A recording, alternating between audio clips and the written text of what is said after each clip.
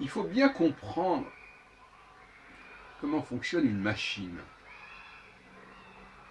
Ce n'est pas, vous savez, certains diront que ça ne nous intéresse pas, etc. Mais si on ne comprend pas ce qui se passe à côté, il y a des comparaisons qu'on ne peut pas faire. Si par exemple je n'ai pas bien écrit une machine, comment je peux dire que quelqu'un se comporte comme une machine?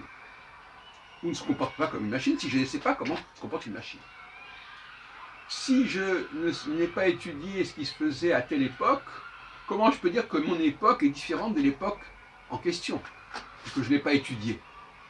Donc il y a des gens qui se permettent de dire des choses sans élément de comparaison.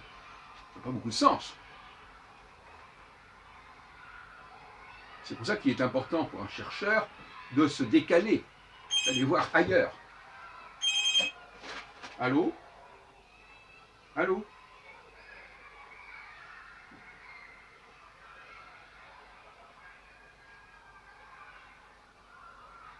Excusez-moi, rappelez-moi parce que j'ai pas le temps là.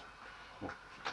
Donc, voilà, la machine, elle ne contextualise pas. Par exemple, pour une machine, eh bien, voilà,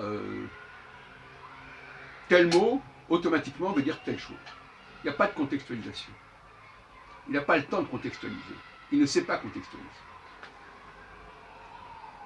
Donc les mots ont telle signification, provoquent telle réaction, automatiquement. Ça, c'est très martien, je dirais. Parce que la machine, pour moi, elle est martienne. Elle fonctionne sur un champ très court, finalement. Elle ne capte pas beaucoup d'informations, elle réagit à des signaux immédiatement, elle n'a pas le temps de déchiffrer, de décoder ce qui se passe autour d'elle. Et l'autre aspect, donc, c'est le côté qu'elle ne sait pas se corriger. Elle ne sait pas se réparer. Par exemple, quand vous vous blessez, bon, bah, à la limite, vous laissez la blessure se résorber. Quand vous avez reçu un coup, bon, voilà. La machine, elle ne sait pas faire ça. Elle dépend de son concepteur. Elle dépend de quelqu'un d'autre qui va intervenir. Mais elle ne peut pas elle-même se gérer. La machine ne peut pas se gérer. Et c'est ça qu'il faut. Donc il faut bien comprendre ça. Il faut décrire la machine, comment elle ne fonctionne pas, et après dire est-ce qu'il y a des êtres humains qui fonctionnent comme des machines. Alors, a priori, l'esclave va plus être dans le mécanique que le seigneur, bien évidemment. Et le seigneur, lui, il est capable de corriger, de réparer, et de corriger ses erreurs, de réparer ce qui s'est détraqué. C'est ce qu'on appelle un ingénieur aussi, c'est quelqu'un qui est capable de corriger. Par exemple, je ne sais pas, s'il y a un pneu crevé, voilà, bon, il est capable de le changer. La voiture, elle ne va pas se réparer toute seule, elle ne va pas changer toute seule. Ça. Bon, maintenant, on fait des choses de plus en plus perfectionnées, mais enfin, restons-en là.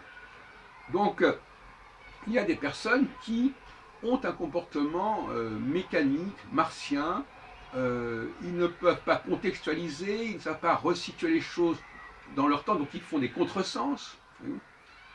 Ils n'arrivent pas à corriger les risques d'erreur, les risques de quiproquo, les risques de malentendus, hein, et donc ils foncent dans le mur. Voilà. Et puis, si on ne leur dit pas qu'ils ont fait une erreur, ils ne s'en rendent pas compte eux-mêmes. Il faut que quelqu'un soit sur, comme on dit, derrière leur dos pour leur dire attention, là, il y a quelque chose qui ne va pas. Voilà un peu la compréhension. Donc vous comprenez bien que quand on décrit les choses de cette façon, on voit bien qu'il y a des personnes qui ont un comportement mécanique assez fort, et les femmes sont beaucoup plus proches de ce comportement mécanique que les hommes. La preuve en est d'ailleurs tout simplement le fait de faire des enfants. On déclenche un processus au niveau du rapport sexuel, et après, ça suit. On peut effectivement faire une interruption volontaire, qui ne sera pas d'ailleurs provoquée par la femme elle-même et l'extérieur, mais le processus est déclenché. Alors la machine, elle est dans le déclenchement, elle est déclenchée. Elle est déclenchée parfois par une impulsion extrêmement courte. Par exemple, je peux très bien allumer ou éteindre une lampe, et bien, voilà, après, eh bien, ça continue. Ou je peux ouvrir, je sais pas, allumer le gaz pour faire cuire quelque chose, et puis voilà, après, ça va chauffer un certain temps. Donc le moment où la machine va entendre le message, l'ordre, va être très court, et après, le résultat, l'effet peut être très long. Par exemple, bon, effectivement, il faut 1 seconde pour qu'une femme soit fécondée, si on peut dire, et il faut 9 mois pour que l'enfant naisse. Mais ça, c'est un effet que la machine doit subir. Et voilà. Donc finalement, pour nous résumer aussi, j'en parlais, la femme est dans l'émission. Il faut émettre, il faut transmettre. Hein, voilà, il faut transmettre, et sans trop savoir à qui on parle, sans trop savoir qui est qui en face de soi. On est plutôt dans la page blanche, donc l'enfant, bon, l'enfant il n'a qu'à apprendre à parler, à être propre, et à manger, etc.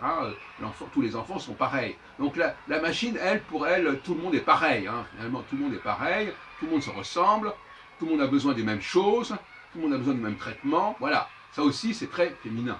Voilà, donc finalement, j'en ai déjà parlé à plusieurs reprises, mais je vous incite vraiment, avant de dire que les femmes ne sont pas des machines, réfléchissons à ce que sont les machines.